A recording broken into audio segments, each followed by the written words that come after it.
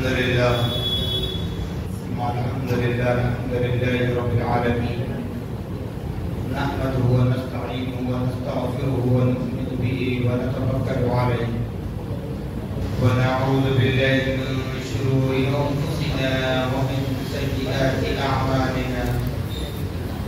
من يهده الله فلا مضل له ومن يضلله فلا هادي له ونشهد أن لا إله إلا الله ونشهد أن سيدنا ونبينا وسندنا وشفيعنا ومولانا ومجدنا وأشرفنا محمدا عبده ورسوله. قال الله تبارك وتعالى في القرآن المجيد والفرقان الحميد: أعوذ بالله من الشيطان الرجيم بسم الله الرحمن الرحيم اهدنا الصراط المستقيم. صدق الله العظيم وصدق رسوله النبي الأمين الكريم ونحن على ذلك لمن الشاهدين والشاكرين والذاكرين والصابرين والحمد لله رب العالمين. قال الله تبارك وتعالى في شأن حبيبه المصطفى ورسوله المجتبى صلى الله تعالى عليه وسلم: إن الله وملائكته يصلون على النبي يا أيها الذين آمنوا صلوا عليه وسلموا تسليما.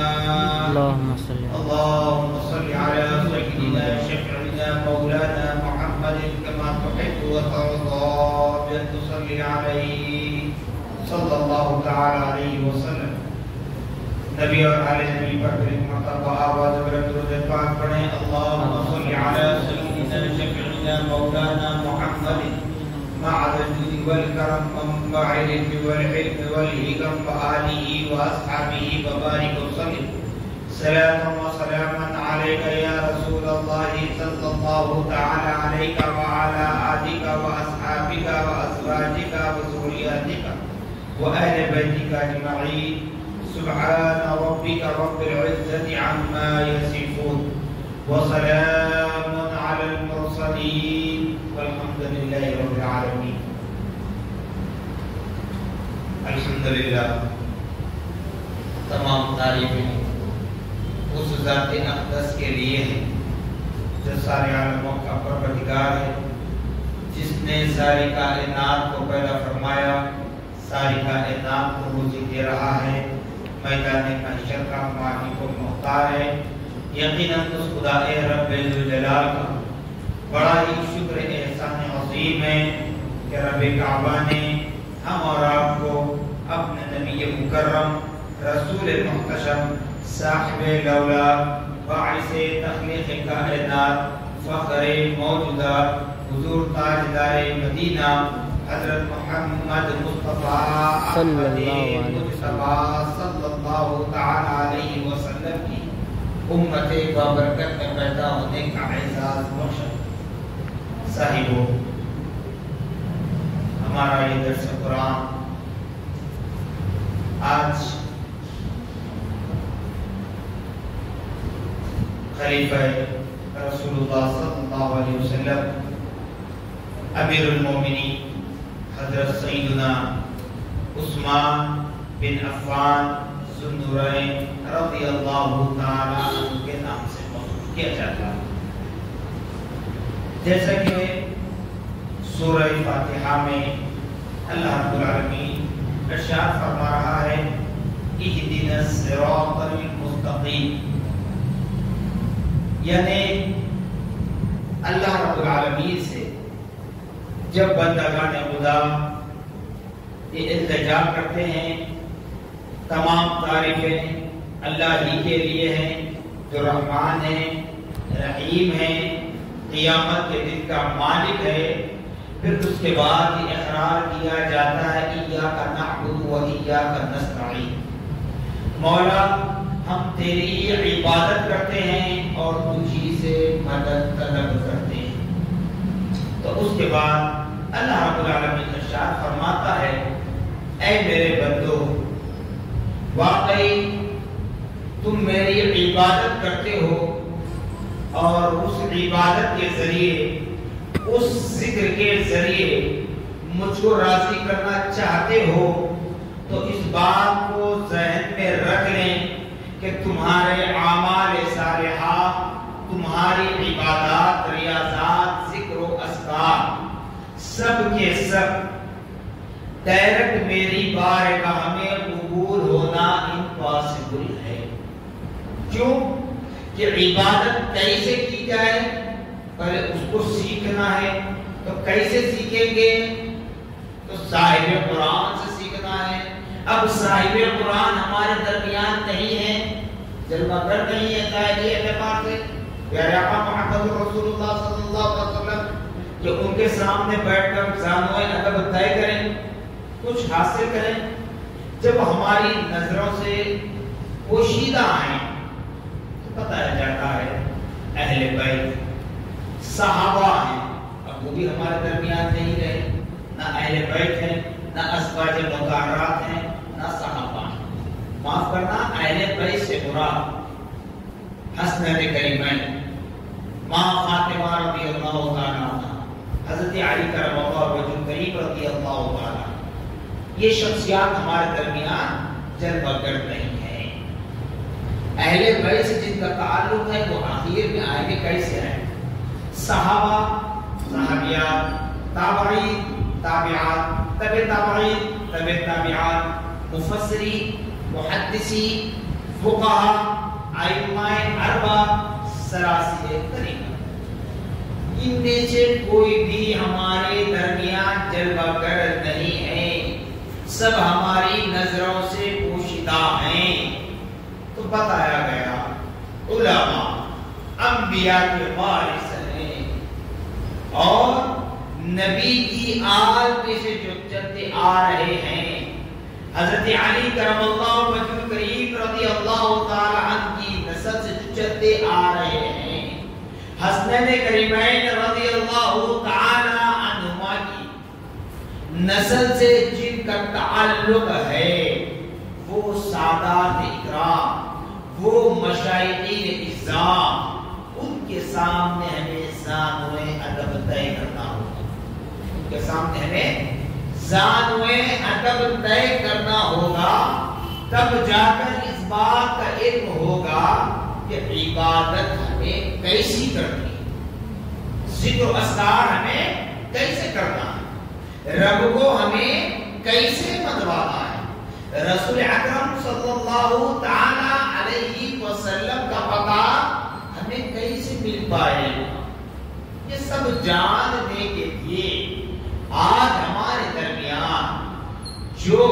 وارثین انبیاء ہیں، چاہے علماء کی شکل میں ہو، مشاہدین کی شکل میں ہو، شیوخان طریقت کی شکل میں ہو، سادات اکرام کی شکل میں، ان کے سامنے ہمیں زانوئے ادب طے کرنا ہوگا۔ تو اللہ رب العالمین فرما رہا ہے کہ بندے تو نے میری ذات کا اقرار کیا، میرے صفات کا اقرار کیا، قیامت کے دن کا مالک مجھ کو مان لیا، دنیا میں زندہ ہے تو تیرا خالق، مالک، رزاق، رحیم، ستار العیوب، غفار الذنوب کون ہے تو نے جان لیا۔ پھر اس کے بعد تو نے اپنی زبان سے اقرار کر رہا ہے کہ ایاک نعبد و ایاک نستعین، مولا ہم تیری عبادت کرتے ہیں اور تجھی سے مدد طلب کرتے ہیں۔ تو جب مدد طلب کرنے کی بات آئی تو اللہ رب العالمین ارشاد فرماتا ہے اہدنا الصراط المستقیم، اسی لیے کہا جاتا ہے مسرور نہ صحیح تو مجبور صحیح، مسرور نہ صحیح تو مجبور صحیح، مگر ماننا پڑے گا۔ کیوں؟ سورہ فاتحہ میں بیان کیا جا رہا ہے، سورہ فاتحہ میں ترغیب کی جا رہی ہے کیا؟ اہدنا الصراط المستقیم۔ سورہ فاتحہ یہ وہ سورت ہے جو ہر نماز کی، ہر وہ نماز کی، ہر وہ رکعت میں پڑھی جانے والی سورت سوائے نماز جنازہ کے، سوائے نماز جنازہ کے ہر وہ نماز کی ہر وہ رکعت میں اس سورہ فاتحہ کو پڑھا جاتا ہے اور اس میں یہ اقرار کیا جاتا ہے کہ مولا ہم تیری عبادت کرتے ہیں، تجھی سے مدد طلب کرتے ہیں۔ اللہ تعالیٰ فرماتا ہے اہدنا الصراط المستقیم، اے میرے بندو میرے بارگاہ میں اپنے اعمال کو قبول کروانا چاہتے ہو، اہدنا الصراط المستقیم، کہ مجھ سے یہ دعا مانگو، مجھ سے یہ طلب کرو، مجھ سے یہ مدد لو، مجھ سے یہ ہیلپ لو، کیا اہدنا الصراط المستقیم، مولا ہمیں سیدھا راستہ چلا، مولا ہمیں سیدھا راستہ چلا۔ اب بتائیے سیدھا راستہ کس کا ہے؟ جو ڈائریکٹ کہنے کی بات کرتے ہیں، جو وسیلے کو چھوڑنا چاہتے ہیں، تو پھر سیدھا راستہ کس کا؟ اگر یہ بات کہا جائے تو ہر باپ ہر بیٹا اپنے باپ کے راستے کو صحیح کہے گا، ہر بیٹی اپنی ماں کے راستے کو صحیح کہے گی، ہر شاگرد ہر اسٹوڈنٹ اپنے استاد اپنے ٹیچرز اپنے لیکچرر اپنے پروفیسر کے راستے کو صحیح کہے گا، اسی طرح ہر مرید اپنے پیر کے راستے کو صحیح کہے گا۔ تو سب کوئی ابتدا کہے کہ ہمارے والد کا راستہ صحیح، ہماری ماتا کا راستہ صحیح، ہمارے استاد کا راستہ صحیح، تو قرآن کہہ رہا ہے، کیا کہہ رہا ہے؟ سب کا راستہ اپنی جگہ ہے، لیکن یہاں جو بیان کیا جا رہا ہے بندگان خدا کو جو تلقین کی جا رہی ہے، سیدھا راستہ، مولا نے سیدھا راستہ دکھا۔ تو ترجمہ کرنے والوں نے کسی نے ترجمہ کیا کہ مولا ہمیں سیدھا راستہ بتا، مولا ہمیں سیدھا راستہ دکھا، لیکن قربان جائیے خلیفہ چہارم داماد رسول حضرت سیدنا علی مرتضی ابن حیدر الکرار رضی اللہ عنہ آپ ارشاد فرماتے ہیں مولا ہمیں نہ دکھا نہ بتا، کیونکہ ہماری آنکھوں میں وہ طاقت نہیں ہے، وہ بصارت نہیں ہے، وہ ہم دیکھ نہیں سکتے، مولا تو حاکم ہے، ہم محکوم ہیں، تو حکم دینے والا ہے، ہم حکم کی باجا آواری کرنے والے ہیں، ہم تیرے حکم پر چلنے والے ہیں، تو حاکم ہے، ہم محکوم ہیں۔ تو حضرت علی رضی اللہ عنہ ارشاد فرماتے ہیں مولا ہمیں سیدھا راستہ چلا، کیونکہ وہ حاکم ہے، وہ جیسے چاہے ہمیں چلا سکتا ہے، ہماری زندگی کو ہمارے مقدر کے فیصلوں کو وہ طے کرتا ہے۔ ایسے لیے حضرت علی رضی اللہ تعالی عنہ نے فرمایا مولا ہمیں سیدھا راستہ چلا۔ اب وہ سیدھا راستہ کس کا ہے؟ انعمت علیہم، مولا ہمیں ان لوگوں کا راستہ چلا جن پر تو نے اپنا انعام نازل فرمایا ہے۔ سورہ فاتحہ کی آخری آیت، آخری حصہ بیان ہوتا ہے غیر المغضوب علیہم ولا الضالین، مولا ہمیں ان لوگوں کا راستہ مت چلا جن پر تو نے اپنا قہر نازل کیا، جن پر تو نے اپنا عذاب نازل کیا، جن پر تو نے اپنا عتاب نازل فرمایا۔ اسی لیے سورہ فاتحہ کے اختتام پر آمین کہا جاتا ہے، کیونکہ آخر میں دعائیہ کلمات۔ اب کون لوگ ہیں، کیسے پہچانے اللہ کی نعمت کرتے کون ہیں؟ جن کا راستہ صحیح ہے،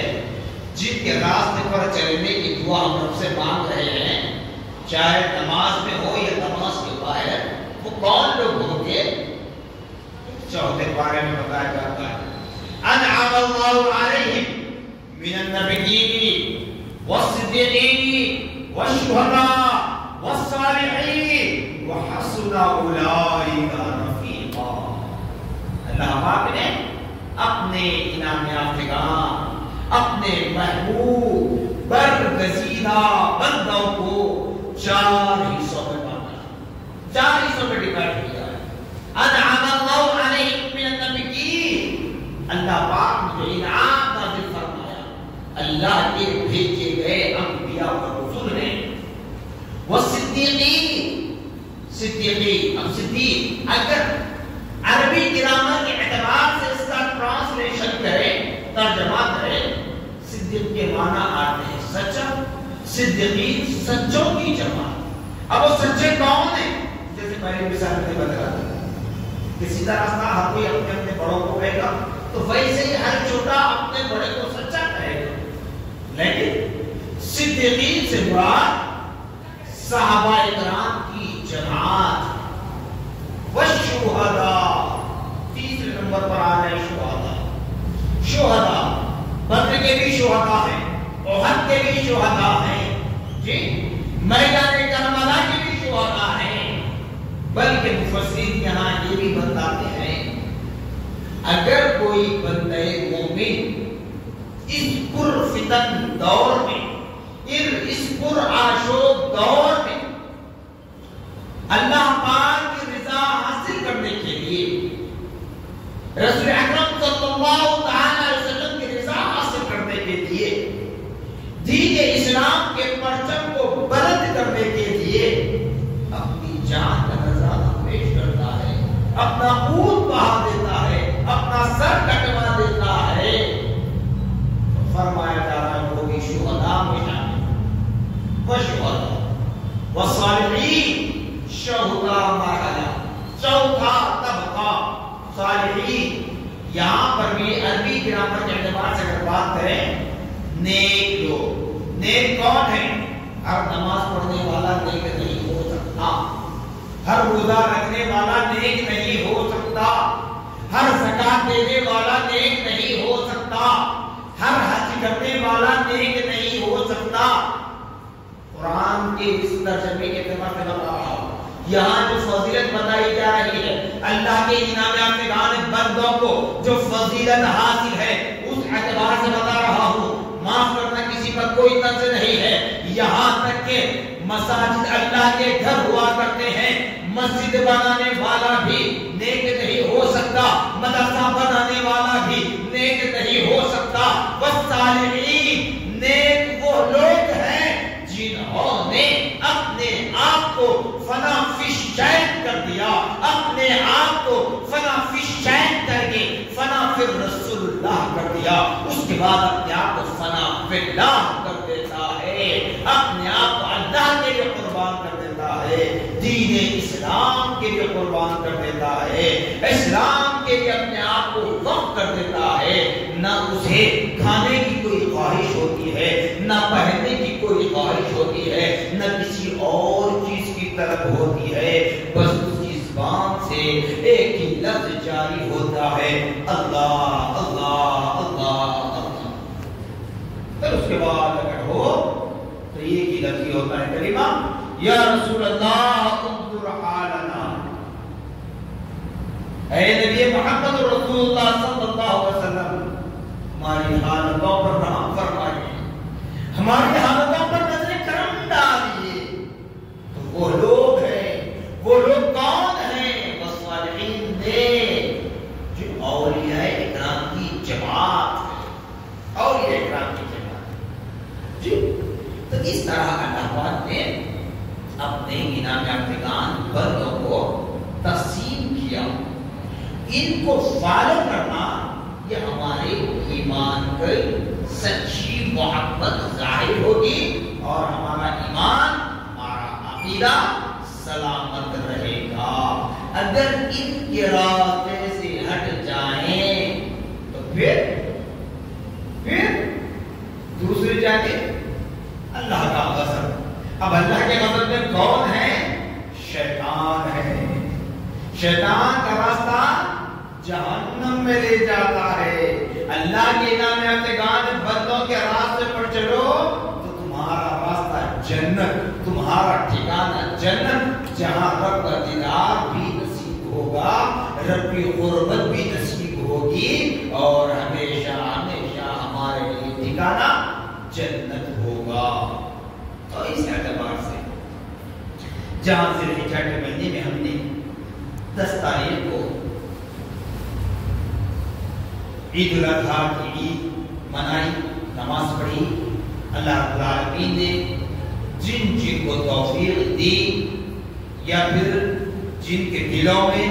اللہ کا خوف پیدا ہوا تو جن لوگوں نے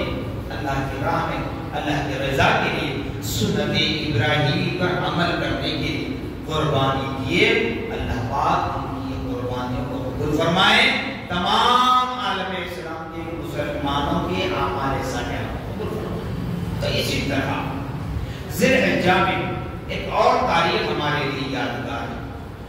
یعنی ذی الحجہ کی 18 تاریخ جو آنے والی ہے منگل کے دن، یعنی نیکسٹ ٹیوزڈے، منڈے کے بعد مل جاتا ہے نا منگل کا دن 18 ذی الحجہ کی تاریخ ہے۔ اس دن خلیفۃ رسول اللہ امیر المومنین حضرت سیدنا عثمان بن عفان ذوالنورین رضی اللہ تعالی عنہ کی شہادت کی تاریخ ہے۔ ایک بات ہے،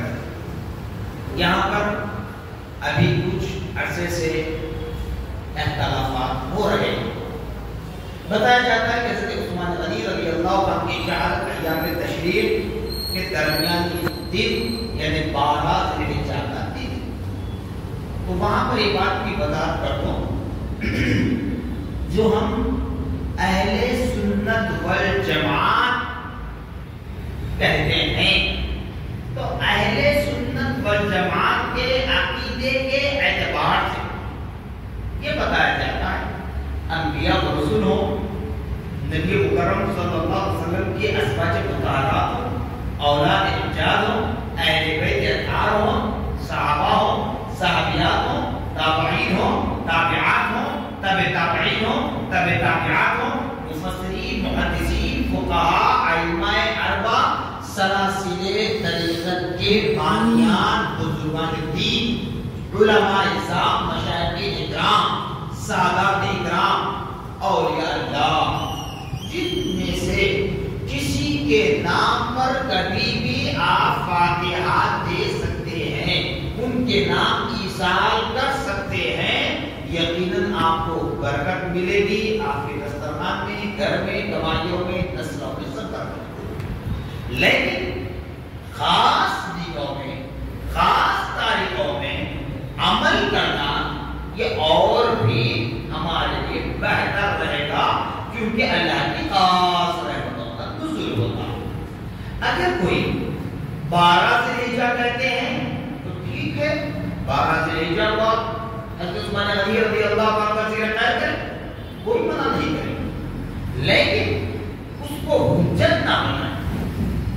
اس کو حجت نہ بنائیں۔ اس لیے میں تفصیلات میں جاؤں تو وقت بہت ہوگا، لیکن مختصر انداز میں بات بتاؤ، ہمارے دکن میں جس وقت سلطنت آصفیہ کی حکومت تھی، اس وقت میں صدر المہام امور مذہبی کے صدر شہزادہ فاروق اعظم شیخ الاسلام والمسلمین عارف باللہ حضرت امام محمد انوار اللہ فاروقی علیہ رحمۃ اللہ، جو جامع نظامیہ کے فاؤنڈر ہیں، بانی ہیں، آپ صدر المعام کے امور مذہبی کے صدر۔ اس وقت کے علماء سیوکار، مشائخین عظام، سادات اکرام کو لے کر ایک کمیٹی تشکیل دی اور تاریخوں کو طے کر کے، قدیم تاریخوں کے اعتبار سے تاریخوں کو طے کر کے مقرر کر دیا۔ تو اسی اعتبار سے 18 ذی الحجہ حضرت عثمان غنی رضی اللہ تعالی عنہ کی شہادت کی تاریخ ہے، اور اسی تاریخ کو جامع نظامیہ میں تعطیل یعنی ہالیڈے کا اعلان ہوتا ہے، اور اسی تاریخ میں یعنی جو تواریخ رکھی گئی اہل بیت خلفاء راشدین، نبی پاک صلی اللہ علیہ وسلم کی یوم ولادت پھر سلطان خواجہ معین چشتی رحمۃ اللہ علیہ کے روح شریف، پھر قرآن پیر حضرت حسن دستگیر رحمۃ اللہ علیہ کی سالانہ فاتحہ، ماں فاطمہ رضی اللہ تعالی عنہا کا یوم وصال، ان تاریخوں کو طے کیا گیا، طے کر کے سب کے رائے مشورے سے ہمارے حیدرآباد دکن کی تاریخی مکہ مسجد 400 سالہ قدیم مکہ مسجد میں ان ایام میں ان تواریخ میں فاتحہ خوانی کا اہتمام کیا گیا سلطنت آصفیہ کے دور حکومت میں۔ تو اس لیے اگر کوئی بات سے کہتے ہیں تو ہم منع نہیں کرتے، مگر حجت نہ کریں، آپ حجت کی خیر کریں، کیونکہ ہمارے پاس کوئی دن کوئی رات مقید نہیں ہے، مقرر اپنی جگہ ہے، مقید اپنی جگہ ہے، ہم قید نہیں کرتے۔ آپ 18 ذی الحجہ کو بھی ذکر شہادت کریں، 12 ذی الحجہ کو بھی کریں، بلکہ سال کے 360 دنوں میں جب چاہے آپ ذکر خیر کریں، اللہ کی نبی میں آپ کے ساتھ بس ہوگا، یقیناً وہ ذکر خیر ہمارے لیے باعث نجات ہوگا، باعث مغفرت ہوگا، گناہوں کا کفارہ ہوگا۔ تو بہرحال ہم جامع نظامیہ کو فالو کرتے ہیں، جامع نظامیہ کی تاریخ کے اعتبار سے 18 ذی الحجہ حضرت عثمان بن عفان ذوالنورین رضی اللہ عنہ کی شہادت کی تاریخ۔ اب دیکھیں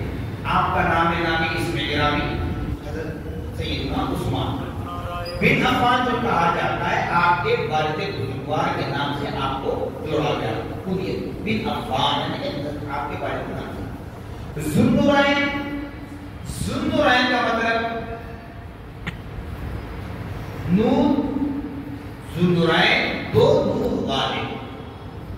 جب حضور اکرم صلی اللہ علیہ وسلم کی ایک صاحبزادی سے آپ کا نکاح ہوا، جب وہ انتقال کر گئی، اس دنیا سے پردہ کر چکی، تو ایک اور صاحبزادی آپ کی نکاح کے لیے باقی کے نے حضور پاک صلی اللہ علیہ وسلم کی، تو حضور پاک صلی اللہ علیہ وسلم نے اپنی دوسری صاحبزادی کو بھی حضرت عثمان غنی رضی اللہ تعالیٰ عنہ کے آخر نکاح میں دے دیا۔ اس لیے آپ کو کہا جاتا ذوالنورین، دو نور والی بیٹیاں آپ کے اپنے نکاح میں تھیں، ذوالنورین اس لیے کہا جاتا ہے، بلکہ یہاں تک کہ بتایا جاتا ہے جب دوسری صاحبزادی کا بھی انتقال ہوا تو حضرت عثمان غنی رضی اللہ عنہ سرفتار ہو رہے تھے، جب نبی سے میرا رشتہ ٹوٹ گیا، نبی سے میرا رشتہ ٹوٹ گیا، تو حضور پاک صلی اللہ علیہ وسلم نے ارشاد فرمایا، عثمان غمزدہ ہونے کی ضرورت نہیں ہے، اگر اللہ مجھے اور بھی بیٹیاں دیتا تو میں ایک کے بعد دیگر آپ کے آخر نکاح میں کرتا چلا جاتا۔ شان حضرت عثمان غنی رضی اللہ تعالیٰ، پھر آپ کو جامع القرآن بھی کہا جاتا ہے،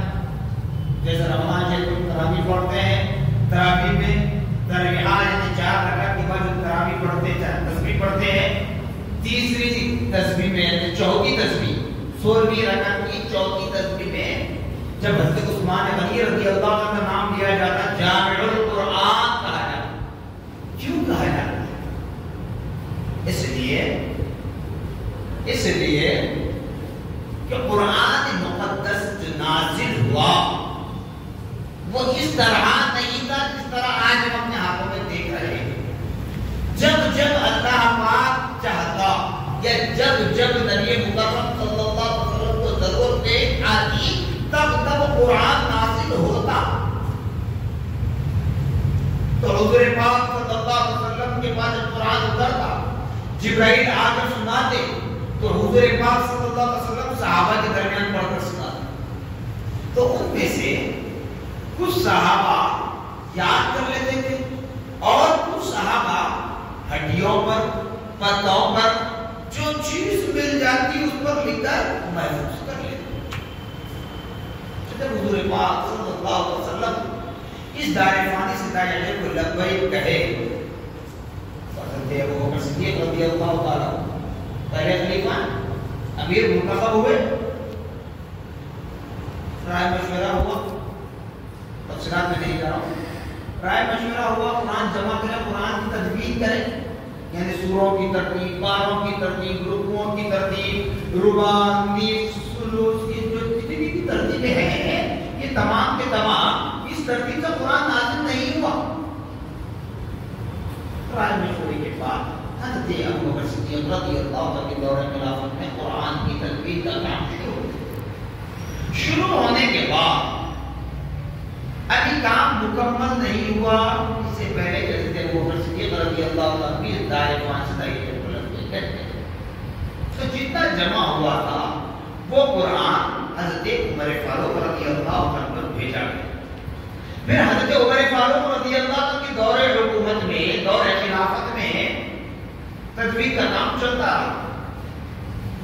پھر حضرت عمر فاروق رضی اللہ عنہ کی شہادت کا وقت آ گیا، قرآن مکمل نہیں ہوا، شہادت ہو گئی تو پھر وہ قرآن حضرت عثمان غنی رضی اللہ عنہ پر بھیجا گیا۔ جب حضرت عثمان غنی رضی اللہ عنہ کا دور خلافت چل رہا تھا اس وقت قرآن کی تدوین کا کام مکمل ہوا۔ اسی لیے کہا جاتا ہے جامع القرآن، قرآن کو جمع کرنے والے، اور سب اپنے اپنے انداز میں پڑھ رہے تھے، لیکن حضرت عثمان غنی رضی اللہ تعالی عنہ نے ایک انداز ایسا پیش کیا ساری دنیا اسے متفق ہے۔ تبھی تو پچھلے 3-4 سال پہلے جس ملعون نے کہا تھا کہ قرآن میں نعوذ باللہ معاذ اللہ صلی تحریف کی گئی، کمی زیادتی کی گئی، کیونکہ خلفائے ثلاثہ کا منکر تھا، ابو بکر عمر عثمان کا منکر تھا، اس لیے ایسے چلا گیا کہ اس کا نام و نشان تک باقی نہیں ہے، گھر والے بھی اسے پسند ہو گئے، سب کچھ بھول بھی گئے، کوئی نام بھی اس کا لینا نہیں چاہتے، اس لیے میں بھی اس کا نام نہیں لے رہا ہوں، بہتر جانتے ہیں آپ نے سمجھ بھی لیا ہوگا۔ تو بہرحال حضرت عثمان غنی رضی اللہ عنہ جامع القرآن ہے، اور حضرت عثمان غنی رضی اللہ عنہ کے اوصاف مناقب میں بتایا جاتا ہے کہ آپ کو جامع القرآن کامل الحیاء والایمان یہ بھی کہا جاتا ہے نا، کامل الحیاء والایمان بتایا جاتا ہے کہ حضور پاک صلی اللہ علیہ وسلم تشریف فرما تھے، حضرت ابو بکر صدیق رضی اللہ عنہ تشریف لائے، دیکھا کہ حضور پاک صلی اللہ علیہ وسلم اپنے جسم کو مکمل طور پر ڈھانپ کر رکھتے تھے، تھوڑا سا کپڑا پیر کی جانب پنڈلی کی طرف تھوڑا سا ہٹا ہوا تھا۔ حضرت ابو بکر آئے، ملاقات کی، بیٹھ گئے، پھر حضرت عمر آئے، ملاقات کی، بیٹھ گئے، لیکن جب حضرت عثمان غنی رضی اللہ تعالیٰ آ رہے ہیں تو پیارے آقا صلی اللہ تعالیٰ علیہ وسلم اپنے لباس کو سیدھا کر رہے ہیں، جبکہ ابو بکر بھی نبی کے تحت ہیں، عمر بھی نبی کے تحت ہے، عثمان بھی نبی کے تحت ہے، لیکن جب ابو بکر عمر آئے تو نبی نے اپنے کپڑے کو سیدھا نہیں کیا، باقی صدر عورت کے نیچے صدر عورت ظاہر نہیں ہوا تھا، لیکن تعظیم بتا رہا عثمان غنی کی فضیلت۔ جب عثمان غنی آئے تو پیارے آقا نے اپنے کپڑوں کو سیدھا کیا، تو پوچھنے والوں نے پوچھا، کیونکہ معلومات کرنا ہے اور آنے والی نسلوں کو پہنچانا ہے، یا رسول اللہ صلی اللہ علیہ وسلم جب ابو بکر بھی آئے، عمر بھی آئے، آپ نے اپنے لباس کو صحیح نہیں کیا، لیکن جب عثمان آ رہے تھے تب آپ نے اپنے لباس کو صحیح کیا۔ پیارے آقا صلی اللہ علیہ وسلم کی زبان نبوت سے اللہ پاک اپنے نام ارتقان بندوں کی جان کیسے بیان کرواتا ہے، جس میں سے ایک عثمان غنی رضی اللہ تعالی عنہ بھی ہیں، کیونکہ ابھی ان کی شہادت کی تاریخ کا موقع ہے، اس لیے صرف انہی کی ذات مقدسہ پر بات ہو رہی ہے۔ تو نبی پاک فرماتے ہیں کہ لوگوں یہ وہ عثمان ہے جس کو دیکھ کر فرشتے بھی حیا کرتے ہیں، جس کو دیکھ کر فرشتے بھی حیا کرتے ہیں، اس لیے میں نے بھی فرشتوں کی تعظیم میں عثمان کی شان کو بیان کیا۔ صرف ابتدا ہی نہیں بلکہ جس وقت جنگ کا موقع ہوتا، اگر مال کی ضرورت ہوتی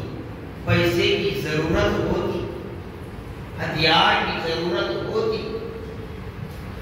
تمام صحابہ بیٹھے ہوتے، پیارے آقا صلی اللہ تعالی علیہ وسلم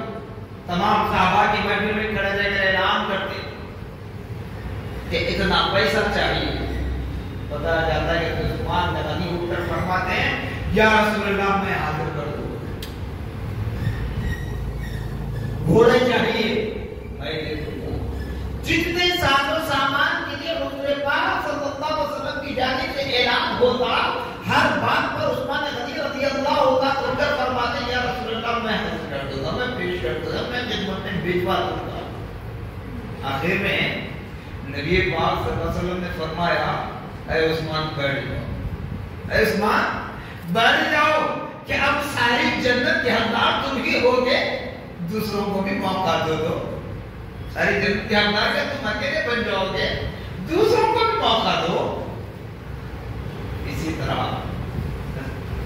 مدینہ منورہ میں ایک مرتبہ قحط پڑ چکا ہے، قحط ساری ہوئی تھی. اس وقت حضرت عثمان غنی رضی اللہ عنہ، غنی جو کہا جاتا اب کہہ رہا ہوں، غنی مالدار.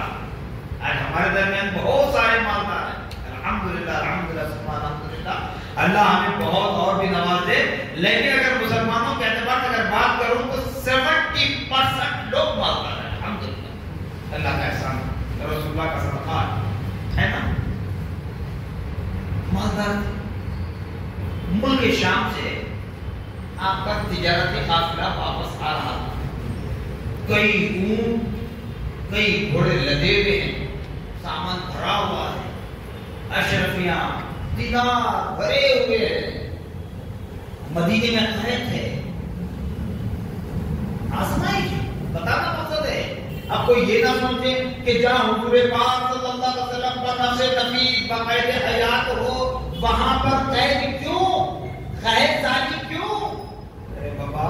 ساری دنیا کی ساری چیزوں کو اللہ نے انبیاء اور رسول کے ذریعے آزما کر ہم تک پہنچایا ہے، تو بھی ہم اتنا پریشان ہیں. نہیں اتنا آزما کر پہنچانے پر ہم پریشان ہیں. اگر آزمائے بغیر پہنچا دیتا تو ہم زندہ رہ سکتے، ایک لمحہ بھی سانس لے نہیں سکتے. تو آزمائش کے قحط کا دور تھا. عثمان غنی رضی اللہ عنہ قافلہ ملک شام سے آ رہا تھا تجارت سے واپس. تو صحابہ میں سے کچھ صحابہ آگے بڑھے، دیکھا کہ عثمان غنی رضی اللہ عنہ بہت دولت مند ہے، ان کا قافلہ آ ہی رہا ہوگا، جا کر ان سے ہم سودا کر لیں گے اور جتنا اناج وغیرہ ہے سب کچھ لا کر مدینے والوں میں تقسیم کریں. یہ سوچ کر صحابہ آگے بڑھے. جب آگے بڑھے حضرت عثمان غنی رضی اللہ عنہ کو اس سے پہلے یہ بات کا علم ہو جاتا ہے، معلوم ہو جاتا ہے کہ مدینے میں قحط چل رہا ہے، وہاں کچھ نہیں ہے کھانے کے لیے پینے کے لیے. عثمان غنی رضی اللہ عنہ کے پاس صحابہ پہنچتے ہیں، پہنچ کر کہتے ہیں عثمان بن عفان یہ سودا ہمیں دے دو، اس کی کیا قیمت ہوگی ہم دیں گے. عثمان غنی رضی اللہ تعالیٰ اس کی قیمت 4 گنا بڑھ کر بتاتے ہیں. یعنی اگر 1 لاکھ روپے اس کی قیمت بنتی ہے تو 4 لاکھ 5 لاکھ کی قیمت بتاتے ہیں. سب صحابہ پریشان ہو جاتے ہیں. پہلے قحط کے دور سے ہم گزر رہے ہیں، پھر عثمان غنی سے سودا لے کر ہم مدینے والوں میں تقسیم کریں گے، مال تجارت سب اناج وغیرہ کو بول کر ہم پہنچے تو عثمان غنی تو یہاں پر مول بہت زیادہ، وہ رقم کی قیمت بہت زیادہ بتا رہے ہیں. وہ آ کر کیا کرتے ہیں، حضور پاک صلی اللہ علیہ وسلم کے سامنے ارشاد فرماتے ہیں یا رسول اللہ صلی اللہ علیہ وسلم ہم عثمان بن عفان سے وہ تجارتی قافلہ جو واپس آ رہا تھا اس میں سے اناج وغیرہ مدینے والوں میں تقسیم کرنے کے لیے سے سودا کرنے کے لیے گئے، لیکن عثمان نے بہت زیادہ قیمت بتائی، 4 گنا بڑھ کر قیمت بتائی. تو پیارے آقا صلی اللہ علیہ وسلم اپنے لبوں پر مسکراہٹ لاتے تبسم فرماتے ہیں. اس کے بعد کہتے ہیں میرے صحابہ عثمان کا سودا پہلے ہی ہو چکا ہے کسی اور سے، عثمان کا سودا پہلے ہی ہو چکا ہے کسی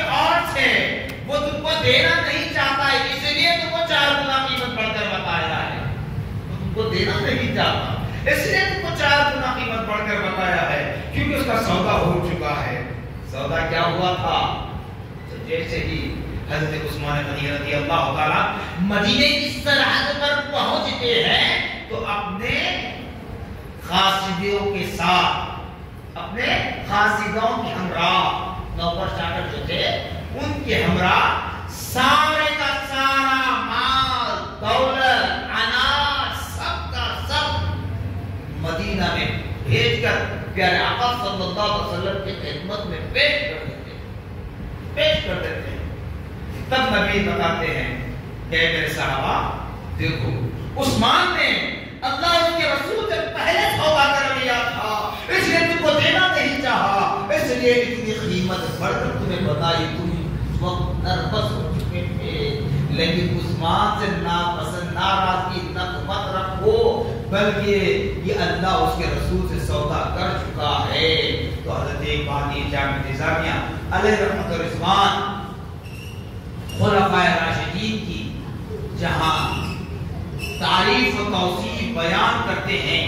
وہیں پر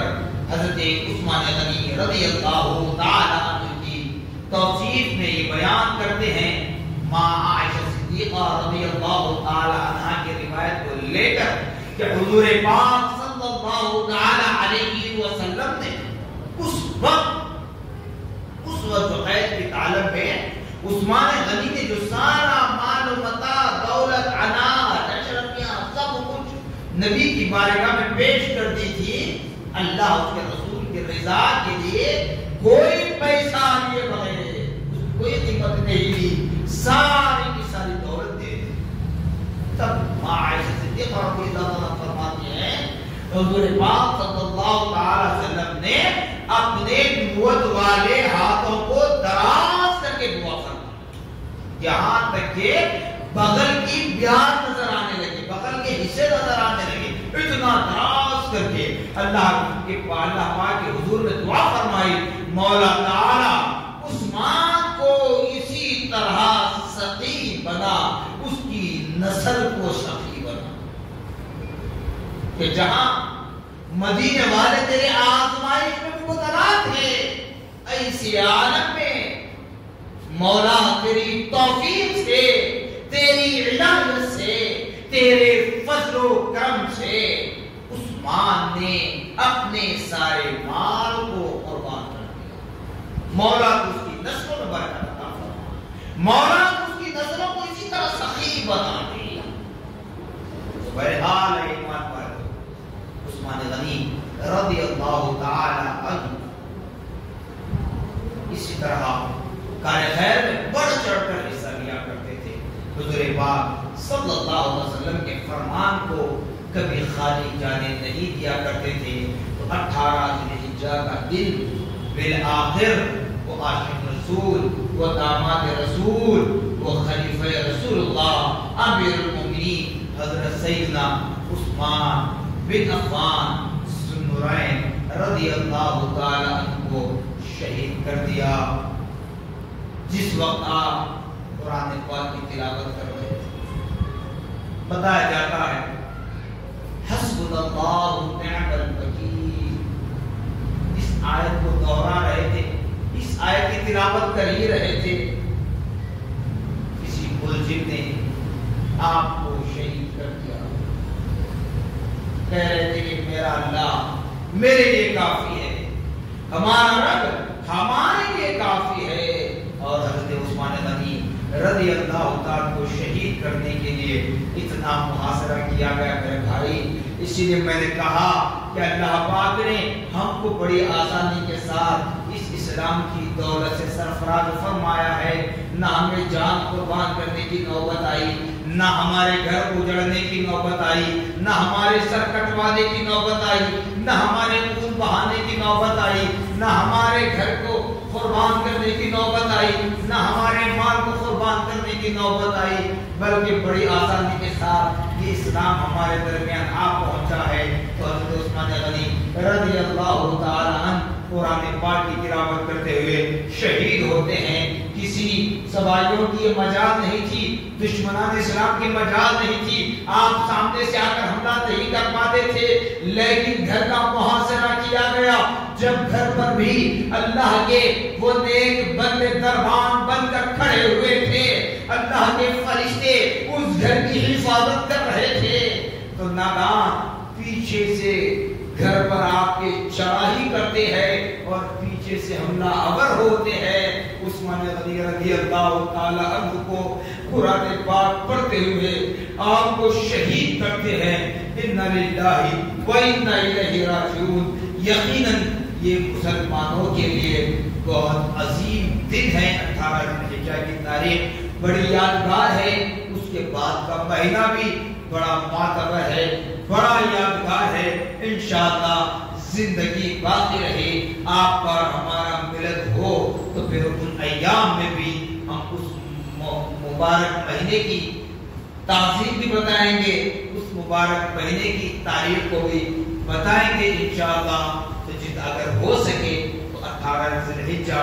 منگل کے دن اپنے گھروں میں فاتحہ خوانی کا اہتمام کریں، اپنے گھر والوں کو لے کر بیٹھیں، ماں ہو، بہن ہو، بیوی ہو، بیٹی ہو، بچوں کو لے کر بیٹھ کر، افراد خاندان کو لے کر بیٹھ کر حضرت عثمان غنی رضی اللہ تعالی عنہ کے نام ایصال کریں۔ اللہ کی ذات سے امید ہے کہ اس فاتحہ کی برکت سے ہمارے گھر میں، ہمارے دسترخوان میں، ہماری عمروں میں، ہماری نسلوں میں، ہماری کمائیوں میں برکت ہو اور ہمارے اسنوں کی مغفرت عذابی بچ سکے اور ہمارے گناہوں کا کفارہ ہو سکے۔ جزاکم اللہ خیر الجزاء، واخر دعوانا الحمدللہ رب العالمین۔